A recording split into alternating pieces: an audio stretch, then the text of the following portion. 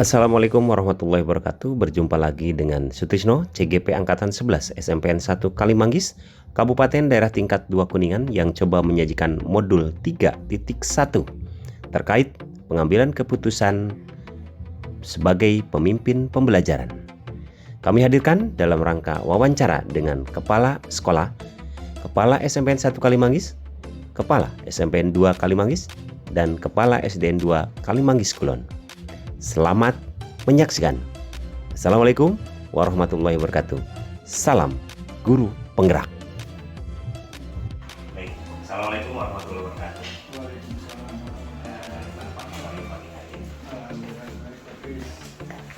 Mohon maaf ini ganggu waktu aktivitas Bapak pada hari ini. Ini sehubungan dengan tugas saya Pak sebagai seorang CGP di Angkatan 11 yang perlu mewawancari Bapak terkait modul 3.1 yang ada hubungannya dengan dilema etika dan rujukan moral.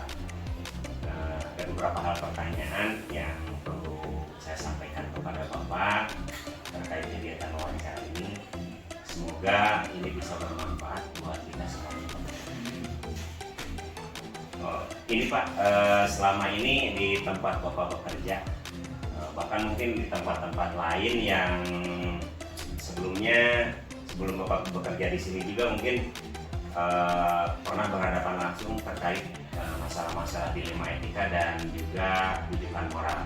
Kira-kira adakah langkah-langkah konkret yang dilakukan oleh Bapak terkait penanganan masalah etika ataupun rujukan moral yang Bapak identifikasi itu Pak? Ya. Terima kasih Pak Asris. Untuk urusan dilema etika ataupun rujukan moral memang kerap sekali terjadi di tempat di mana saya bekerja, baik sebelumnya ataupun pada saat saya bekerja di sini. Untuk rujukan moral mungkin sudah jelas ya hitam putihnya, insya Allah saya akan mengikuti tentunya. Tapi untuk dilema etika memang harus penuh pertimbangan, meskipun kita harus memilih salah satu di antaranya, itu pun benar. Yang saya lakukan untuk dilema etika berdasarkan kasus-kasusnya, saya terlebih dahulu melihat bagaimana situasi anak, situasi guru ataupun pihak-pihak yang memang bisa membantu untuk pengambilan keputusan ke arah yang lebih baik atau yang lebih positif. Hal inilah yang jadi dasar bahan pertimbangan untuk saya dalam proses pengambilan ataupun pengujian keputusan. Betul Pak, apa yang Bapak sampaikan tadi memang dirasa berat juga ya Pak. Mungkin karena terkait memilih benar di antara benar cukup sulit juga ya Pak ya untuk menentukan pilihan ataupun putusan. Terkadang hal ini menjadi buah si malakama juga mungkin ya bagi Bapak ya. Ini Pak, untuk selanjutnya untuk ke Bapak, bagaimana Pak dalam menjalankan pengambilan keputusan yang Bapak pimpin, yang mana kasus tersebut betul-betul sama-sama benar ini. Nah, sama-sama benar dan sama-sama mengandung nilai kebajikan. Jadi kira-kiranya upaya atau cara Bapak dalam melakukan pengambilan keputusan tersebut seperti apa Pak? Yang mana dihadapkan dengan kedua-duanya semua benar. Ya. Kalau saya dalam pengambilan keputusan yang memang terlihat sama-sama benar dan keduanya mengandung nilai-nilai kebajikan, hal ini saya melihat kebermanfaatannya.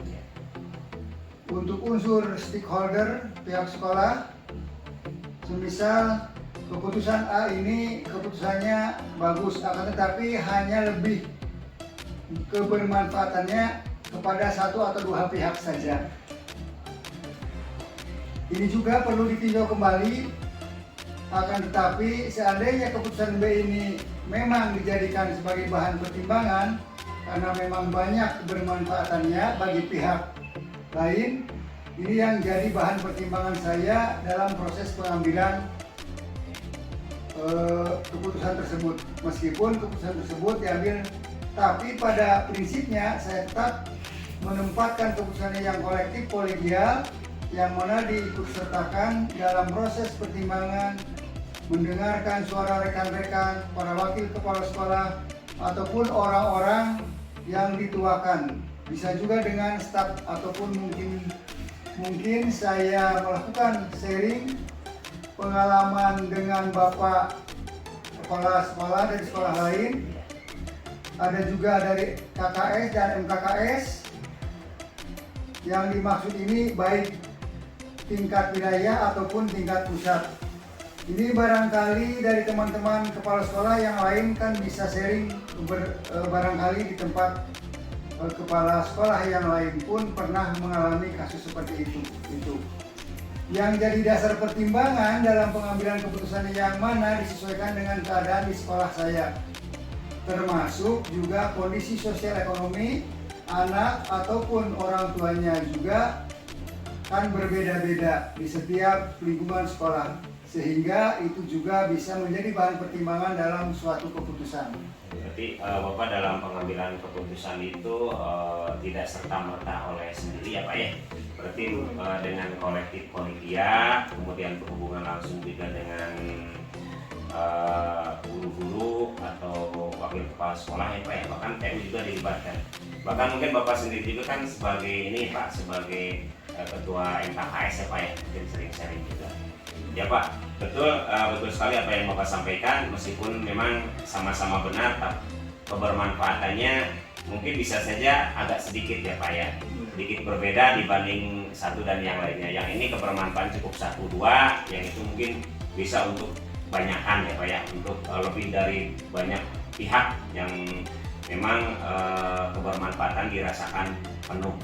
Nah ini Pak, untuk selanjutnya, untuk langkah-langkahnya atau proseduralnya ya, yang Bapak bisa lakukan berdasarkan tahapan-tahapannya, biasanya seperti apa Pak yang Bapak lakukan?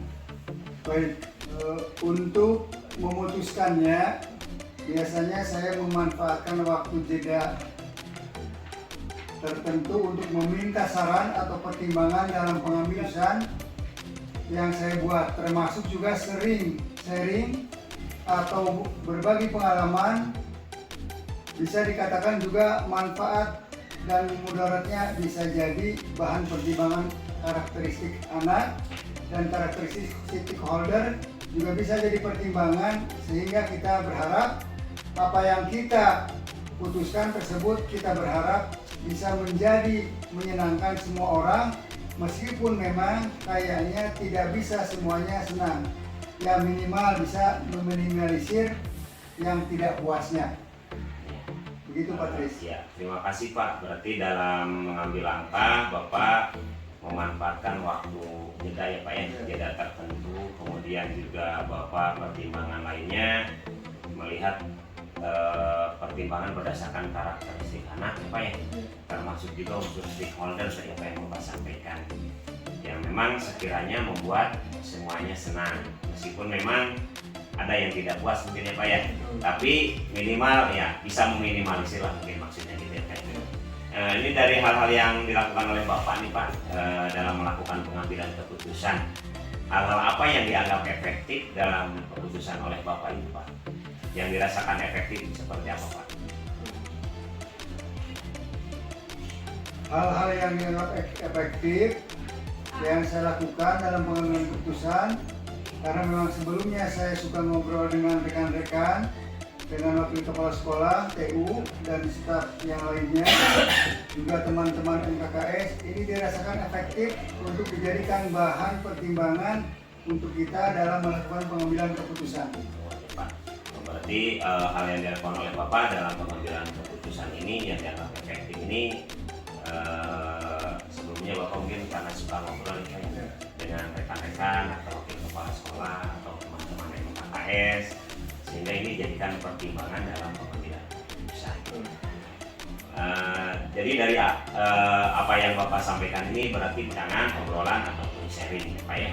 Nah ini untuk selanjutnya Pak, barangkali untuk Bapak nih ada tata cara ataupun barangkali mengagendakan jadwal dalam penyelesaian kasus-kasus tersebut Pak, itu dilema etika tersebut. Barangkali Bapak punya jadwal tersendiri atau agenda, atau mungkin Bapak melakukan putusannya itu sendiri atau di tempat, atau memang lebih kepada menyesuaikan dengan aktivitas Bapak. Kira-kira seperti apa tuh? Kalau dijadwalkan sih mungkin tidak ya. Karena memang kita kan tidak tahu kapan ada kasus, apakah bulan depan atau mungkin ini atau kapan. Ya, betul Pak. Jadi ini tidak tentu seperti itu. Untuk terjadwal biasanya saya melakukan satu pengambilan keputusan untuk menyelesaikan kasus-kasus tersebut disesuaikan dengan keadaan situasi dan kondisi. Hal ini juga tergantung daripada karakteristik kasus yang dihadapi. Kalau memang kasusnya tersebut memang dampaknya kurang baik, kasus tersebut akan diselesaikan secepatnya. Karena khawatir dapat berdampak buruk kepada yang lain. Lain halnya dengan kasus yang mungkin bisa diselesaikan pada rentang waktunya. Ya meskipun juga memang kalau menunda kasus tersebut juga bisa tidak baik.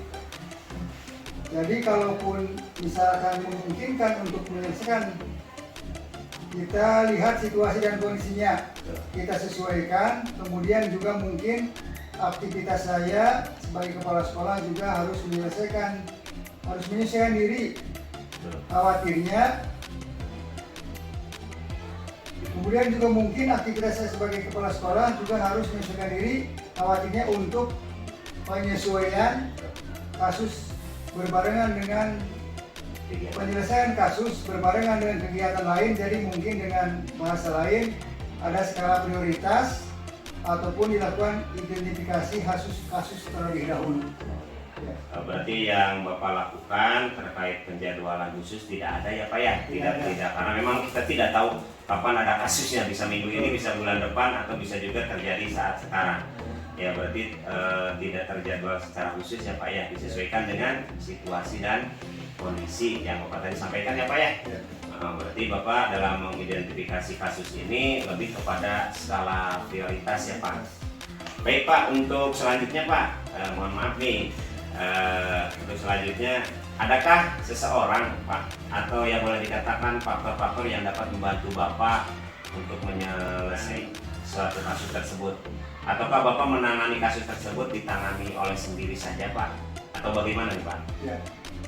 Baik Patris, Ya. dalam hal pengambilan keputusan memang harus oleh saya sendiri sebagai seorang. Akan tetapi dalam pengambilan keputusan juga memang harus penuh pertimbangan dan saran. Namun bukan berarti dalam memutuskannya saya sebagai seorang pimpinan saya gamang atau ragu. Namun memang dengan melibatkan rekan-rekan yang lain diharapkan keputusan yang dibuat bisa menyenangkan semua pihak atau bisa meminimalisir yang dianggap tidak puasnya.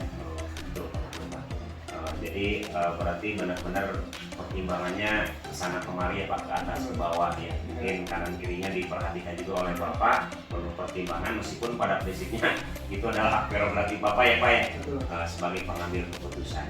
Ini Pak, dari semua yang telah Bapak sampaikan, kira-kira menurut Bapak pelajaran apa yang dapat dipetik dalam pengambilan keputusan ini terkait dilema etika ini Pak?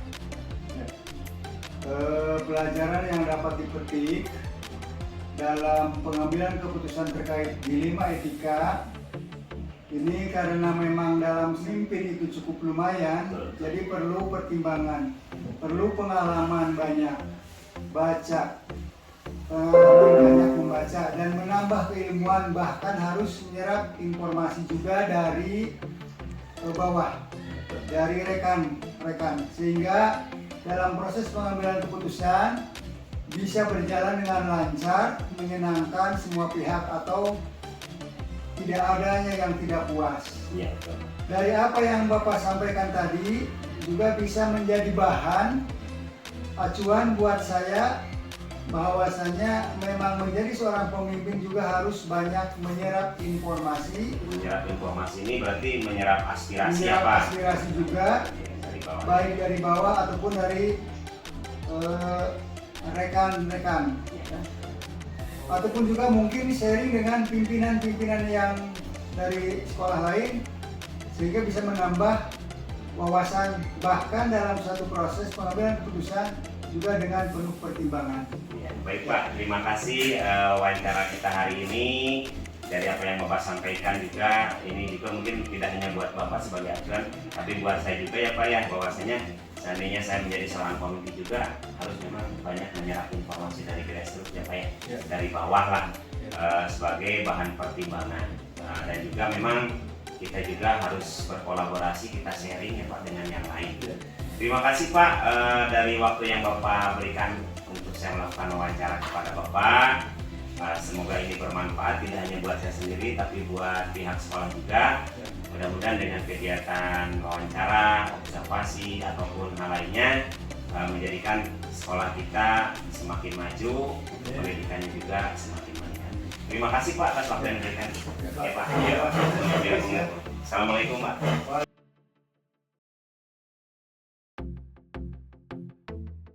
Assalamualaikum warahmatullahi wabarakatuh.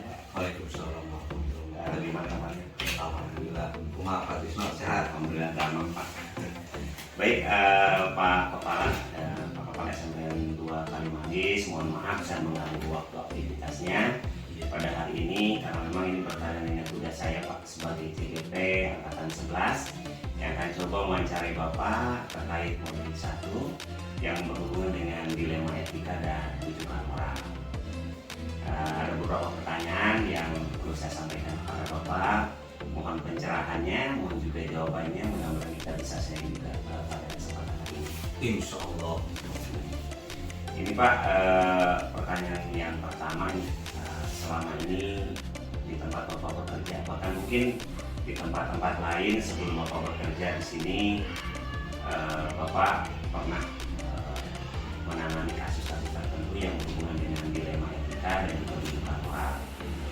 Kira-kira langkah Bapak sebagai pimpinan yang dilakukan dalam penanganan masalah dilema etika atau pendidikan moral ini yang diisi oleh Bapak seperti apa? Ya, terima kasih Pak Tisno. Kalau untuk mengidentifikasi khususnya untuk rujukan moral itu tidak terlalu sulit karena kan pilihannya hanya salah. Iya ya. Identifikasinya lebih mudah. Nah, memang untuk urusan dilema etika itu yang lumayan perlu waktu, perlu pemikiran. Bukan berarti kita tidak responsif, tapi harus dipikir matang-matang untuk menentukan itu memang dilema etika. Karena kalau dilema etika kita harus menentukan atau mengambil keputusan yang benar-benar bijak. Gitu Pak Tisno, cara mengidentifikasi. Iya, betul sekali apa yang Bapak sampaikan ya terkait dilema etika memang serasa berat dan sulit ya Pak ya, karena kalau dilema etika ini kan berarti memilih benar di antara yang benar ya, benar dan benar ya, benar versus benar gitu ya. Kemudian terkadang hal ini juga dalam putusannya bisa jadi simalakama mungkin ya Pak ya bagi Bapak itu sendiri gitu ya, sebagai pimpinan. Ini untuk selanjutnya Pak, dalam menjalankan pengambilan keputusan nih, bagaimana upaya Bapak nih, yang mana memang kasus tersebut benar versus benar ya Pak ya, yang mengandung nilai-nilai kebajikan. Ini kira-kira cara Bapak dalam melakukan pengambilan keputusan yang memang keduanya sama benar itu seperti apa Pak nih kira-kira dalam pengambilan keputusan caranya? Caranya, langkah-langkahnya pertama begini, kita mengidentifikasi itu benar versus benarnya yang mana. Kemudian kalau yang sering laksanakan ya Pak Tisno, saya mengumpulkan data dulu. Data itu yang realnya seperti apa, permasalahannya seperti apa. Kemudian dalam mengambil keputusan juga saya tidak sendiri, saya harus berkonsultasi minimal dengan Pak Wakasek, kemudian dengan Bapak Ibu guru, atau jika ini menyangkut hubungannya dengan pihak ketiga atau masyarakat, pasti saya konsultasi dengan komite, kepala desa, dan pihak-pihak terkait. Kemudian yang saya garis bawahi, langkah-langkah yang saya ambil itu cari yang resikonya itu paling minimal. Karena semuanya benar, tapi cari risikonya yang paling minimal. Bahkan kita harus membuat plan A, plan B, plan C. Jika plan ini kita laksanakan, keputusan yang kita laksanakan, kira-kira dampak negatifnya. Kalau ini tidak bagus, berarti harus lebih ada kepada plan B. kebermanfaatannya juga Pak ya. Kebermanfaatan dan cari yang risikonya paling minimal. Karena pilihan antara benar dan benar itu, benar satu atau versus benar dua, pasti semuanya punya risiko.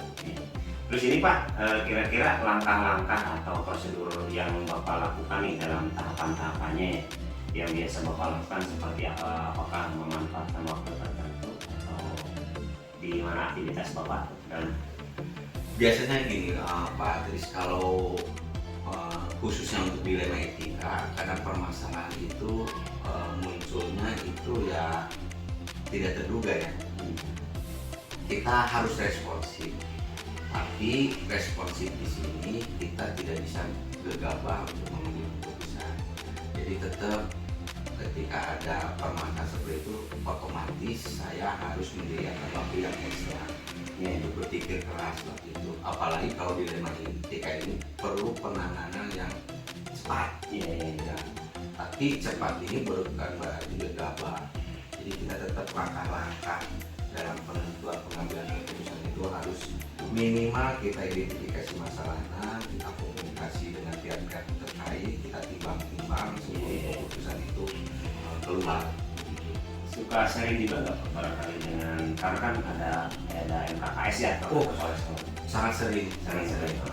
Kalau misalnya perlu dengan pihak-pihak terkait, banyak bahkan nanti kalau mau menjadi pimpinan misalnya Pak Tisno, itu teh banyak kejadian atau kasus yang memang termasuk dilema etika dan memang harus konsultasi dengan MKKS Bubus, dengan pengurus MKKS Kabupaten, bahkan dengan Dinas Pendidikan sendiri sebagai rumah kita lah, kita punya. Ini Pak, kalau untuk anak atau peserta didik ini jadi bahan pertimbangan nggak Pak, karakteristik peserta didik atau dari stakeholder?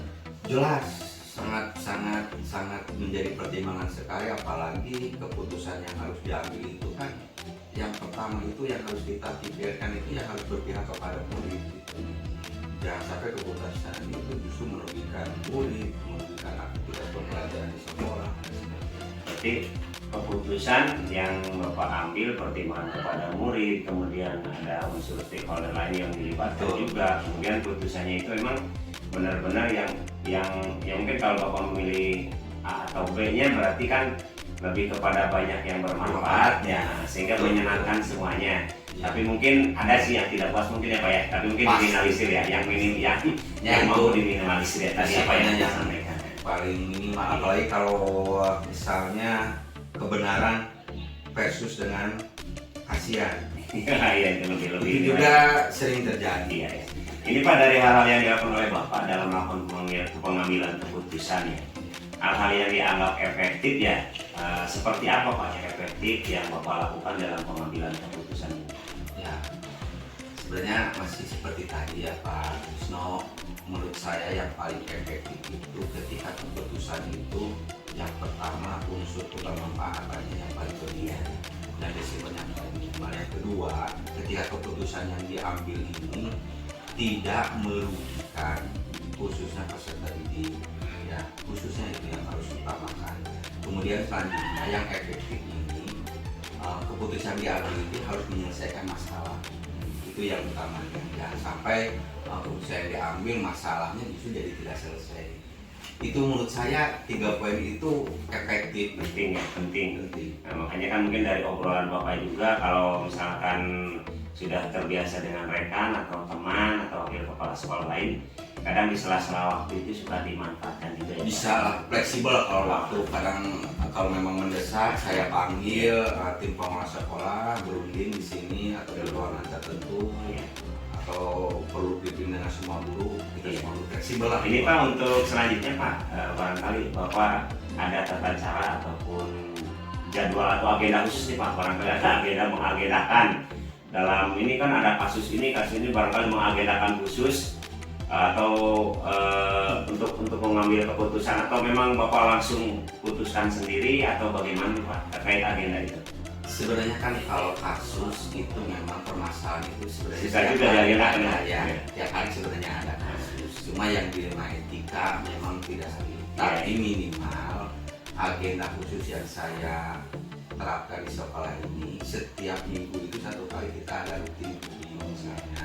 Contoh setiap hari Senin. Tapi ketika dalam waktu mendesak ada kasus dilema etika yang menuntut kita harus segera bertindak, ya tidak menutup kemungkinan saya mengadakan. Berarti situasional Sekali lah. Iya. Tapi rutinitas itu Ada. Minggu itu minimal 1 kali kita berkumpul, baik itu pimpinan guru ataupun nanti pengelola sekolah. Iya. Ini untuk selanjutnya Pak, ini kira-kiranya adakah seseorang itu atau mungkin boleh dikatakan faktor-faktor yang dapat membantu Bapak untuk menyelesaikan kasus tersebut nih, dalam menangani kasus tersebut, atau memang lebih kepada karena Bapak punya prerogatif itu jadi keputusan sendiri, atau memang ada hal lainnya Pak? Pertama, yang sering saya ajak berdiskusi, sering saya ajak berkomunikasi, terutama terkait dengan kalau Bapak Sopan atau tim Sopan, jelas itu yang pertama yang saya akan lakukan. Metodenya biasanya kalau rapat dengan tim pengelola, saya sampai dilema etikanya, saya minta pandangan dari masing-masing Kapolsek atau tim pengelola sekolah, atau ketika terjadi stuck itu kadang saya mengambil pertimbangan alternatif pilihan keputusan. Silakan menurut Bapak Ibu, pertimbangan ini itu yang lebih baiknya yang mana. Saya kasih kesempatan untuk masing-masing dari mereka berbicara. Ketika sudah keputusan diambil, kesepakatan diambil, biasanya baru saya kumpulkan dengan rekan-rekan guru semuanya. Jadi tetap berarti ada unsur kolektif kolegialnya. Ada. Nah, bahkan saya sering komunikasi dengan pihak komite. Jadi supaya lebih efektif waktu pengambilan keputusannya, karena di rapat tim pengawas sekolah itu sudah ada itu keputusan bersama antara saya dengan tim pengelola sekolah atau pengelola. Kemudian saya keputusan itu saya sampaikan ke orang ke para guru, kemudian saya komunikasi dengan komite. Pak, kami sudah sepakat seperti ini keputusannya, jadi nanti masalah parkir kemarin dan sebagainya lah. Iya. Terkait itu. Jadi komite juga nanti memberikan pandangan. Oh ya Pak, gini-gini Pak, ada tambahan sebenarnya. Betul. Ini Pak, dari semua yang sampaikan nih, kira-kira nih pelajaran apa yang dapat dipetik dalam pengambilan keputusan terkait dilema etika ini Pak, menurut Bapak? Memang seperti ini Pak Tisno, ketika dilema etika menerpa pastilah menerpa setiap manusia, terutama kalau sudah menjadi pimpinan di suatu sekolah atau kepala sekolah. Nah, memang harus perlu pemikiran matang, tidak gerasak berusuk. Iya betul. Dianggap jadi seninya emang. Ya, seninya memang karena di luar apa ya? Kadang permasalahan itu di luar perkiraan. Kadang urusan rumah tangga, baik itu personil di sekolah, atau orang tua, ya itu bisa muncul. Bisa saja ya Pak ya. Jadi bagaimana triknya itu, kalau saya memposisikan dulu sebagai pihak yang netral, kemudian ambil data-data, baik data-data secara fisik, dokumen, atau wawancara dengan pihak-pihak terkait, kumpulkan data sebaik mungkin, sevalid mungkin nanti. Kemudian ya supaya bukan berarti kita mengurangi beban, supaya keputusan ini benar-benar maksimal efektif, ya kita tidak bisa mengambil keputusan sepihak, kita harus libatkan. Karena ketika melibatkan orang lain, bahkan kita mendapat pencerahan, oh ternyata benar masukan orang lain seperti itu tuh lebih efektif. Karena itu juga mungkin ya Pak ya, Bapak sebagai seorang pimpinan juga tidak cukup dengan keilmuan yang Bapak miliki ya, mungkin harus banyak baca lagi ya, harus banyak memang sharing lagi ya Pak ya. Justru kalau menurut saya memang teori atau ilmu-ilmu seperti itu bermanfaat sangat jelas. Tapi ketika dilema etika, kadang yang paling dominan itu di sini. Betul. Hati, moral, kemanusiaan kita yang lebih banyak berbicara. Betul.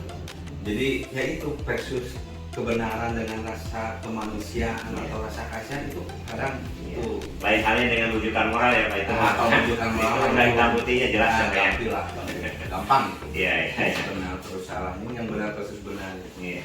Ya ini terima kasih Pak Tony sebagai Bapak Kepala SMPN 2 Kalimanggis yang telah memberikan luang waktu buat saya untuk mewawancarai Bapak.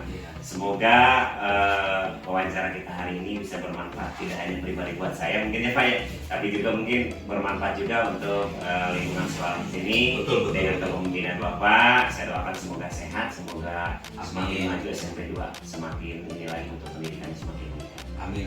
Terima kasih Pak atas waktunya. Sama-sama. Ya. Assalamualaikum.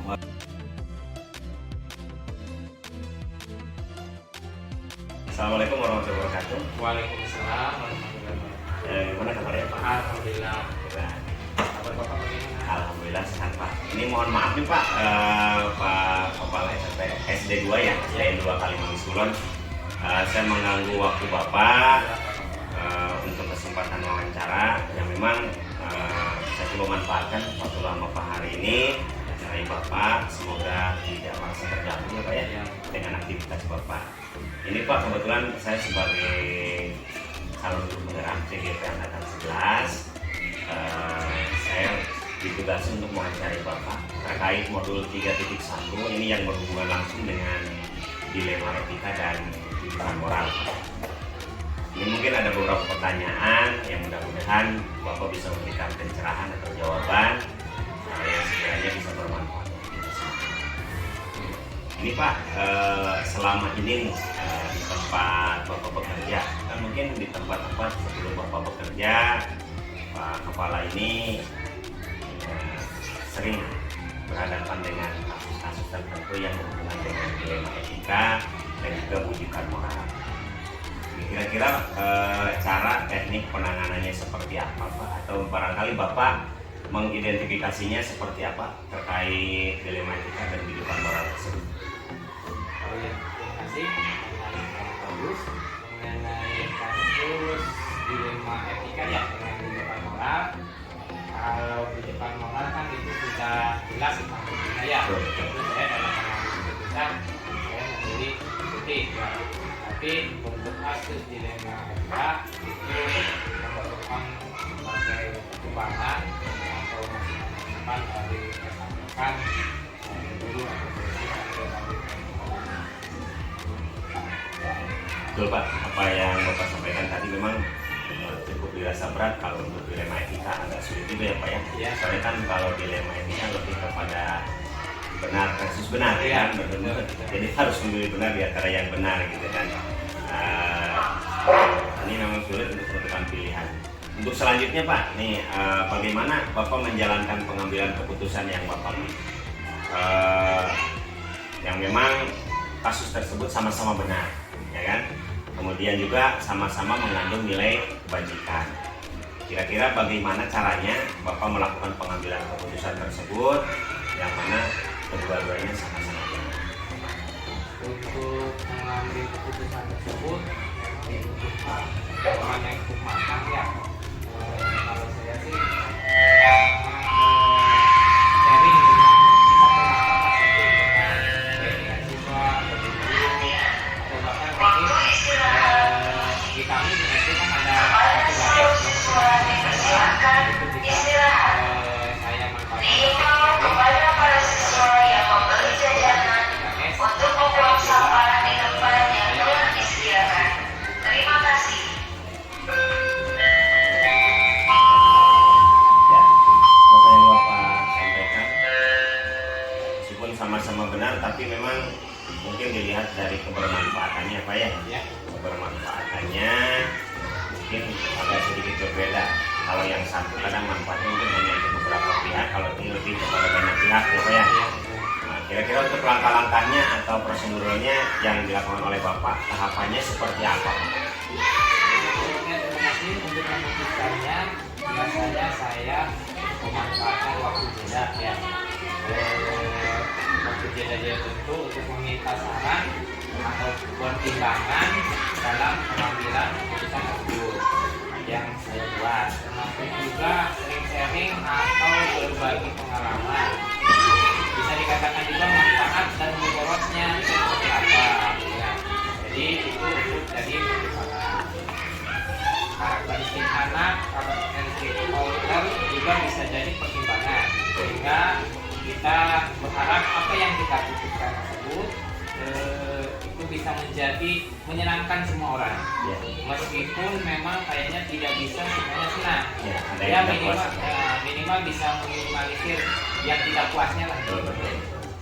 Ini Pak, dari hal-hal yang dilakukan oleh Bapak Ya. dalam melakukan pengambilan keputusan, hal-hal apa yang dianggap efektif dalam mengambil keputusan oleh Bapak? Ya, hal-hal yang efektif yang saya lakukan dalam mengambil keputusan, karena memang sebelumnya saya suka ngobrol ya, sharing dengan rekan-rekan, rekan-rekan guru atau rekan-rekan kepala sekolah, ATGS, ini dia sangat efektif untuk dijadikan bahan pertimbangan. Dan itu dalam melakukan pengambilan keputusan, Ya, ya. sharing dengan rekan-rekan guru dan rekan-rekan kepala sekolah. Buat sering ngobrol ya Pak ya, Sering ada ngobrol, rekan-rekan sering. itu ya. Jadi ini dari apa yang Bapak sampaikan berarti menunjukkan bahwasanya pengambilan keputusan yang dirasakan efektif oleh Bapak berarti ini melalui percakapan ya Pak, perbincangan atau Ya. obrolan ya Pak ya, Ya. atau mungkin sharing lah. Termasuk juga mungkin karena Bapak ini di SD itu ada K3S ya Pak ya, Ya, betul. dia sering-sering sharing dengan unsur kepala sekolah yang lain ya. Mungkin kuncinya komunikasinya itu ya Pak ya. Nah, ini Pak, untuk selanjutnya Pak, barangkali Bapak ada tata cara khusus atau jadwal khusus atau mengagendakan agenda khusus nih terkait penyelesaian kasus dilema ibu nih Pak. Atau mungkin Bapak bisa melakukan putusannya di tempat langsung atau terjadwal Pak. Ini kira-kira bentuk dan prosedurnya seperti apa? Masih kalau masalah jadwal ya, kita kan ini saya terus terang kalau jadwal penanganan kasus tidak ada, belum buat atau tidak ada lah, karena kan kasus itu kita belum tahu kapan terjadinya. Betul Pak, bisa hari ini, bisa Iya. besok apa ya? Kalaupun terjadi kasus, saya lihat dulu dan review kasus tersebut apakah betul-betul harus segera urut penanganan untuk saya ambil keputusan segera, atau misalkan bisa diputuskannya dalam waktu yang lain. Jadi Tidak ada jeda. iya, Waktu ya. ya kalau ada jeda waktu, saya bisa memikirkan yang lebih ini untuk mengambil keputusan, karena saya dalam setiap keputusan harus hati-hati. Betul Pak. Mengambil keputusan. Jadi kondisional mungkin apa ya? Kondisional, situasional, kondisional kapan terjadi tersebut dan perlu segera ditangani atau pas ada jeda tidak Tergantung kasusnya Pak ya. Ya, Kalau tergantung mungkin kasusnya. kasusnya berat harus segera ya Pak. Ya? dan segera. Berarti melihat dampaknya dulu ya Pak Ya, ya. betul, betul. Ini Pak untuk selanjutnya kira-kira untuk Bapak sendiri nih Pak, Ya. adakah seseorang atau faktor-faktor lain yang dapat membantu Bapak untuk menyelesaikan kasus tersebut, ataukah mungkin kasus ini ditangani oleh Bapak sendiri Pak? Untuk pengambilan keputusan memang itu kan seorang pimpinan ya Pak, Prerogatif ya, Pak. prerogatif pimpinan. Jadi dalam pengambilan keputusan itu saya putuskan. Tapi walaupun demikian harus dalam memutuskan suatu keputusan itu saya harus betul-betul mempertimbangkan dari berbagai faktor ya. Betul. Di antaranya saya minta saran dari berbagai pihak yang terkait ya, rekan-rekan guru atau rekan-rekan kepala sekolah. Tapi bukan berarti saya terkesan ragu-ragu dalam mengambil keputusan. Tapi nggak gampang ya Pak Iya, ya? nggak gampang ya. Oke Pak, dari apa yang dapat Bapak sampaikan tadi terkait itu kan berarti kan ada koordinasi, ada juga sharing, ada juga perbincangan, obrolan ya. Bahkan dalam pengambilan keputusan memang Bapak dirasakan sangat hati-hati ya, Iya, betul. melihat bobot permasalahan dulu, kasusnya juga seperti apa, sehingga dilihat kebermanfaatan itu. Betul. Oke. Ini memang targetnya mungkin menyenangkan semua pihak, meskipun memang tidak semuanya senang juga Pak Pasti ya, ada yang tidak puas ya. sehat. Minimal mungkin ada yang ya diminimalisir lah tidak puasannya ya. Ini Pak, mungkin terakhir nih dari saya terkait ini apa yang saya tanyakan dari semua yang telah Bapak sampaikan tadi Pak, nah, terkait dilema etika dan rujukan moral nih Pak. Kira-kira pelajaran apa Pak yang dapat dipetik dalam pengambilan keputusan terkait dilema etika ini Pak? Menurut Bapak seperti apa Pak? Ya, terima kasih dalam mengambil keputusan apabila terjadi kasus yang menyangkut dilema etika. Ya, ini memang seninya mungkin ya, jadi dalam keputusan seorang pimpinan kandidat ya, maksud saya. Jadi dalam mengambil keputusan terkait kasus dilema etika, saya sangat berhati-hati, dalam artian saya perlu pertimbangan dalam memutuskan dilema etika tersebut. Nah, ini tentunya kita harus sering sharing dengan para senior atau dengan sekolah yang sudah berpengalaman ya. Terus saya juga perlu banyak baca untuk menambah keilmuan dan wawasannya. Apabila terjadi dilema etika tersebut, kalau kita banyak baca wawasan luas, insya Allah kita tidak akan ragu dalam memutuskan dilema etika tersebut. Jadi mencari informasi atau menyerap informasi dari bawah, dari rekan, sehingga dalam proses pengambilan keputusan bisa berjalan dengan lancar, menyenangkan semua pihak, atau setidaknya minimalisir yang tidak puas. Betul Pak. Dan yang lebih utama faktornya, kalau saya pribadi ya itu kalau menghadapi suatu kasus tentang dilema etika, saya minimal pada sholat itu tafakur, Betul. memohon petunjuk dari yang maha kuasa juga. Istiharah juga ya Pak ya. Iya betul. Nah, Itu mungkin ya. yang saya dapat sampaikan. Oke, terima kasih nih Pak dari apa yang Bapak sampaikan tadi. Mudah-mudahan menjadi bahan acuan buat saya. Bahwasanya memang menjadi seorang pemimpin itu harus banyak menyerap informasi dari bawah ya Pak. Betul. Nah, mudah-mudahan dari tingkat grassroots bahkan mungkin bisa menyerap aspirasi juga ya. Betul. Termasuk di sini terkadang kolaborasi dengan yang lain atau sharing dengan pihak yang lain ya kan. Bapak mungkin dari unsur K3S bisa sharing dengan rekan-rekan, barangkali ada kasusnya hampir sama, Ya. mungkin kan bisa sama-sama ya Pak ya. Ya. Jadi bahan pertimbangan juga untuk pengambilan keputusan. Terima kasih atas waktunya Pak, mudah-mudahan hal ini bisa menambah wawasan Amin. dalam proses pengambilan keputusan juga yang memang penuh pertimbangan untuk seorang pimpinan. Bahkan untuk diri saya sendiri, seandainya saya juga menjadi seorang pemimpin atau kepala Ya. sekolah mungkin seperti Bapak dari di Semangat, saya doakan. Ya, terima kasih Pak, terima kasih atas waktunya nih Pak Kepala SD Dua Kalimantan Kulon, Pak Agus Komarudin. Mudah-mudahan dengan perbincangan ini, dengan wawancara ini bisa bermanfaat buat pribadi saya sendiri, kemudian buat sekolah yang Bapak pimpin di SD Dua Kalimantan Kulon. Terima kasih atas Ya, waktunya Pak. sama-sama. Assalamualaikum warahmatullahi wabarakatuh. Waalaikumsalam. Semangat, sukses selalu. Siap Pak.